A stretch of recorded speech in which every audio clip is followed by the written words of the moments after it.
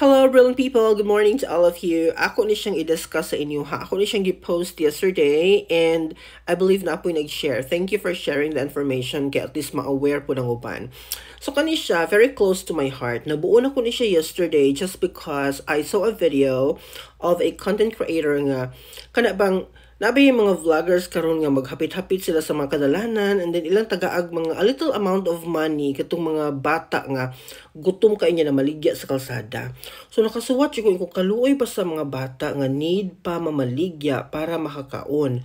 Biktima sa mga irresponsable nga ginikanan. I have to say, bisang mo disagree ka sa ako kung pamaligyaon day ang mga bata irresponsable ang ginikanan, definitely. Kay dili irresponsable sa ginikanan o sa mga anak nga mangitag kwarta to put food on the table. Dili na nila trabaho actually. Imo ng trabaho, ikaw nga ginikanan, that is your responsibility nga mag-earn, mangitag kwarta para mapakaon, mahatag ang basic needs sa imuhang mga anak. Ayaw ninyong i-culture na nga idea. Kay here in Taiwan, wala ko'y nakitang estudyante na ko nga na maligya o bisag unsa sa eskwelahan just to earn something. Business-minded na sila nga community ha, pero wala nila giing-ana ilahang mga anak. That means to say, gialaw nila ilahang mga bata nga mo enjoy sa ilahang mga edad. Ayaw ninyo gamitan ng konsepto nga inyuhang ilet ang inyuhang mga anak nga mauy magnitag kwarta, luoy kaayo. As in gatanaw ko sa babae nga bata galukdo siya planggana, murag yug as sakit akong dughan gagatanaw sa iyaha yesterday. Kana bang hala kaluoy niya ang sinina nagka gusbat-gusbat karaan kaayo niya makita gini mo sa iyahang naw nga gigutom siya.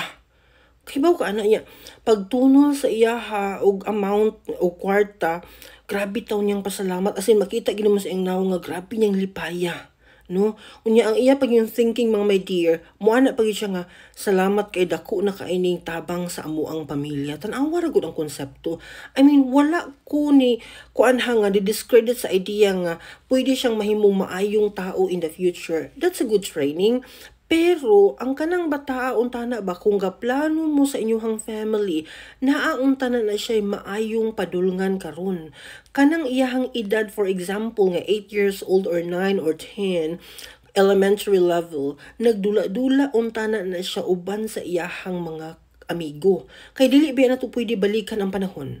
Diba?